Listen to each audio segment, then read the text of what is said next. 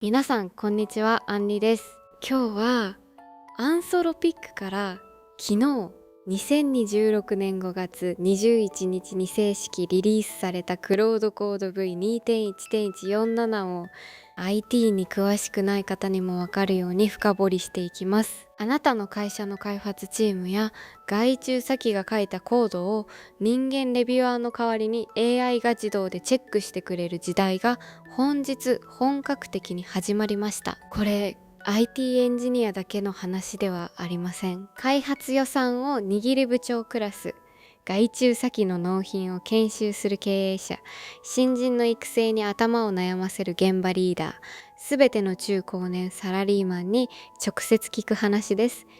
まず最初に結論を3つお伝えします。1つ目、クロードコード V2.1.147 によって開発の流れ作業、つまりビルド、テスト、デプロイといった毎回同じ順番で動く作業を AI が自動運転できるようになりました。これが新規のワークフローツールです。2つ目、AI 専属のコードレビュアーが1レビューあたりおよそに1200円から3800円という人件費とは比べ物にならない単価で雇える時代になりました。これがコードレビュー機能の大刷新です。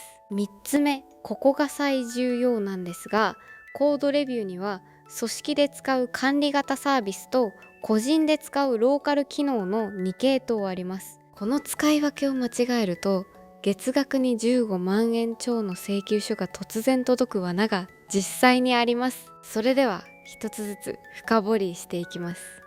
パート1、ワークフローツールについてです。結論からお伝えします。これは毎回同じ順番で動く作業を AI に丸ごと任せられる自動化レーンです。なぜ重要なのか。これまでクロードコードは AI が自分で次に何をするかを判断する自律型でした。賢いんですが、毎回挙動が微妙に違う。つまり確率的に動く性質がありました。これは調査や探索には向いていますが、毎回同じ品質で動かしたい定型作業には向いていません。具体的に言うと、ビルドしてテストして品質チェックしてデプロイする、こういう順番が決まった作業ですね。ここに決定論的、つまり毎回必ず同じ順番で動く新しい仕組みが追加されました。これがワークフローツールです。例え話をします。工場のライン作業を思い浮かべてください。部品を組み立てる順番、検査する順番、出荷する順番、すべて決まっていますよね。それを AI で再現したのがワークフローツールです。一方、これまでの自立型は新人を職場に放り込んで自分で考えて動いてもらうイメージです。どちらが良い悪いではなく、用途で使い分けるという新発想です。ユースケースは3つ紹介されています。1つ目、コードの自動品質チェック、つまりビルド、テスト、品質検査、リリースを順番に流すパイプライン。2つ目、リリース作業の自動化、変更履歴の生成からバージョンの記録、リリース文書の作成までの一括処理。3つ目、データ加工パイプライン、取得、整形、検証、データベース投入までの定型作業。注意点はデフォルト無効、つまり最初は止まっていることです。環境変数クロードコードフローイコール1を設定して初めて有効になります。さらにまだ実験的扱いです。本番投入の前に必ず小さなパイプラインで挙動を確認してください。結論を再確認します。ワークフローツールは毎回同じ順番で動かしたい定型作業を AI に丸投げできる自動化レーンです。パート2、コードレビューコマンドの大刷新です。結論からお伝えします。AI 専属レビュアーがコードの中の本物のバグだけを4段階の力加減で見つけてくれる機能に進化しました。なぜ刷新が必要だったのか。救命 PR レビューはコードをきれいに整える機能とバグを見つける機能がごっちゃになっていました。結果として現場では見た目だけきれいにする指摘が増え、本当に直すべきバグが埋もれるという問題があったんです。今回機能の方向性を絞り込みました。コードレビューは正確性のバグ検出に専念すると明確に役割を変えています。具体例で説明します。新しいフラグ、つまりオプションが2つ加わりました。1つ目はエフォート、力加減オプションです。低中高最大の4段階で AI の頑張り度合いを調整できます。低と中は角度が高い指摘だけを少数返す安心重視モード。高と最大は不確実でも幅広くカバーする漏れ防止モード。例えると新人レビューアーに対して明らかなものだけ指摘してねと頼むのか、気になる箇所は全部報告してねと頼むのかを選べるイメージです。2つ目はポストコメンツ、つまり自動コメント投稿機能です。レビュー結果を GitHub、つまりコード共有サービスの修正案の提出ページに自動でコメント投稿できます。これまではターミナル、つまり黒画面で結果を見てそれを手動でコピペしていた作業がワンコマンドで完了します。結論を再確認します。コードレビューコマンドは本物のバグを4段階の力加減で見つけて自動で修正案に書き込む AI 専属レビュアーへと進化しました。パート3、ここが最重要です。 AI コードレビューには2系統あるという話です。結論からお伝えします。組織で使う管理型サービスと個人で使うローカル機能の2つは料金体系も対象範囲も全く違います。1つ目、管理型 PR レビューサービスです。これは GitHub アプリ、つまりコード共有サービスの拡張機能として組織のコード置き場に組み込んで修正案が提出されるたび自動でレビューを走らせる仕組みです。対象プランはチームエンタープライズ、つまり中規模以上のビジネス向けです。動作は複数の専門 AI スタッフが同時並行で動きます。具体的にはロジック担当、セキュリティ担当、エッジケース、つまり想定外パターン担当、リグレッション、つまり過去機能の壊れ検知担当、これら4人の専門家が別々に見ます。さらに検証ステップ、つまり AI が出した指摘を実際のコードの動きと照合して確からしさをランク付けする工程が内蔵されています。1レビューあたり平均に10分、料金は使った分だけ課金される重量料金で1レビューあたり15ドルから25ドル、日本円換算でおよそ2200円から3800円です。指摘の重要度は3段階に色分けされます。赤のインポータント、これはコード変更を取り込む前に必ず直すべきバグ。黄色のニット、軽微な指摘、直した方がいいが止めるほどではないもの。紫のプリエグジスティング、これはその修正案で入ったのではない、もともと潜んでいたバグです。トリガー、つまり起動タイミングは3種類選べます。1つ目、修正案が作成された時に1回だけ2つ目、修正案にコミット、つまり追加変更が積まれるたび、これがエブリプッシュモードです。3つ目、手動コメントで人間が呼んだ時だけ手動呼び出しはクロードレビューまたはクロードレビューワンスというキーワードを修正案にコメントすれば AI が反応します。2つ目、ローカルコードレビューです。こちらは個人のパソコンのターミナルからコードレビューと打ち込むだけで手動実行できる機能か。内部では4つの専門 AI が並列で動き、確からしさ80以上の指摘だけが最終出力に残ります。エフォートの4段階も使えます。最大の違いは料金です。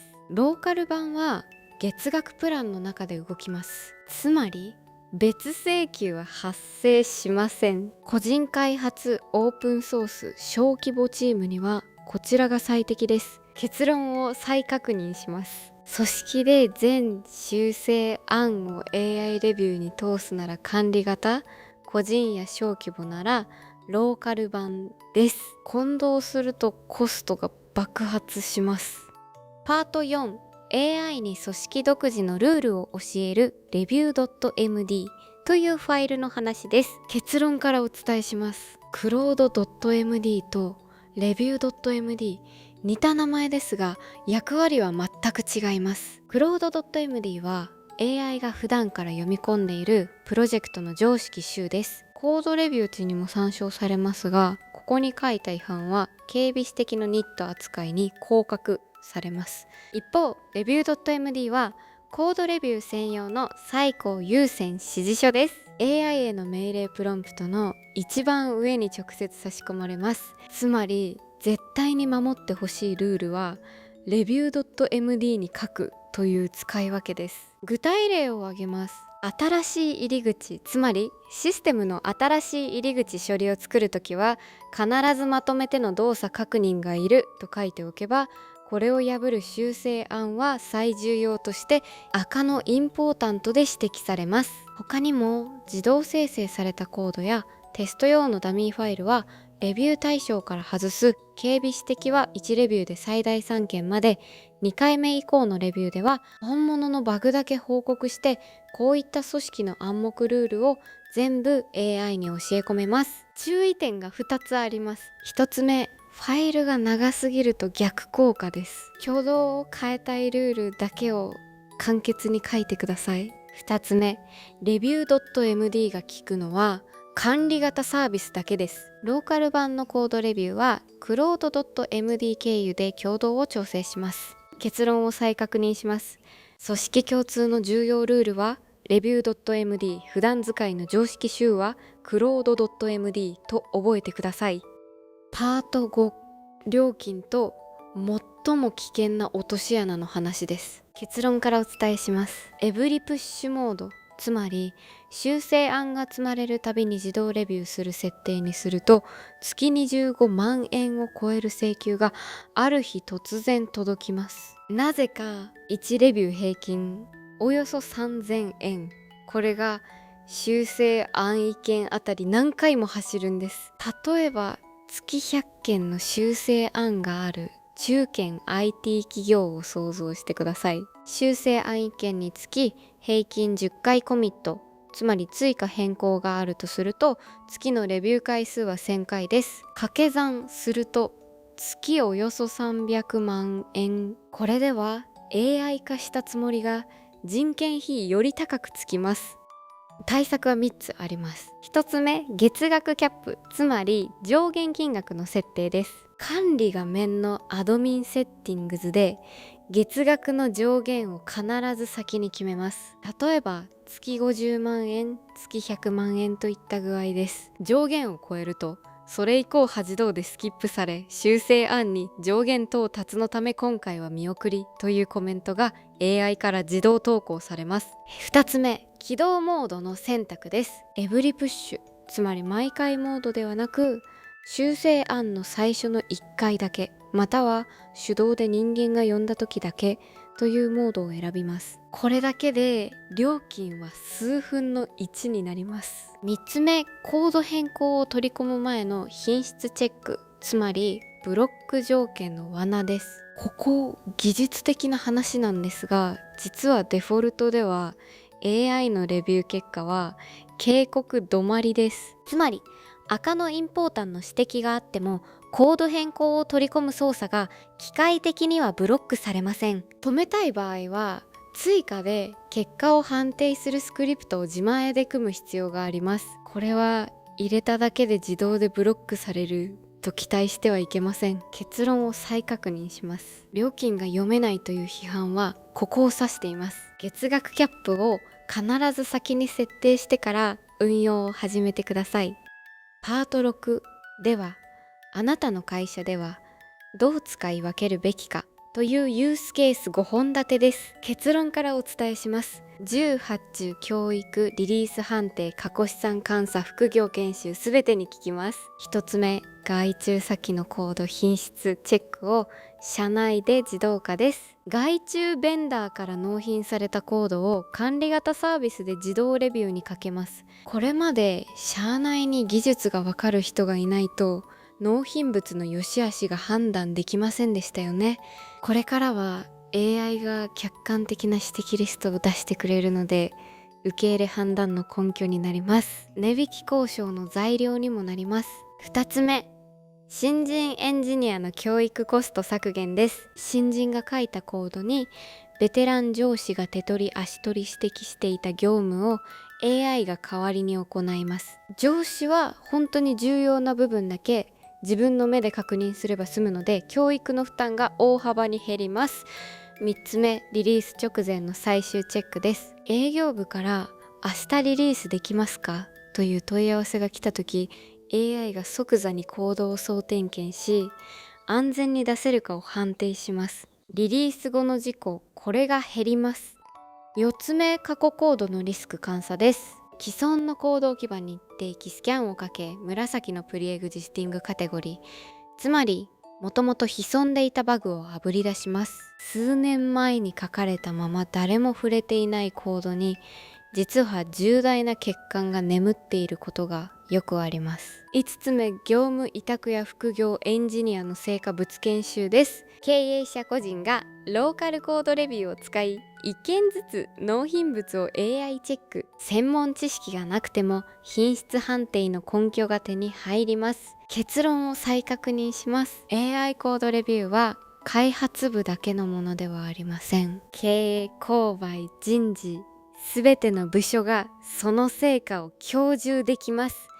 パート7、3つの批判視点と注意点です。結論からお伝えします。良いことばかりではありません。3つの注意点を必ず押さえてください。1つ目、料金が読みにくいという批判です。1レビューに1200円から3800円というのはあくまで平均値です。複雑な修正案ではもっと跳ね上がる実例も報告されています。月額キャップは必須です。2つ目、管理型はゼロデータリテンション組織、つまり社内データを一切外に保存させないコンプライアンス、これが厳しい組織では使えません。金融、医療、官庁、こういった現場は対象外です。リサーチプレビュー扱いのため限られた特殊条件下でしか使えません。3つ目、コード変更ブロックの自動化は自分で組む必要があります。先ほどお話しした通り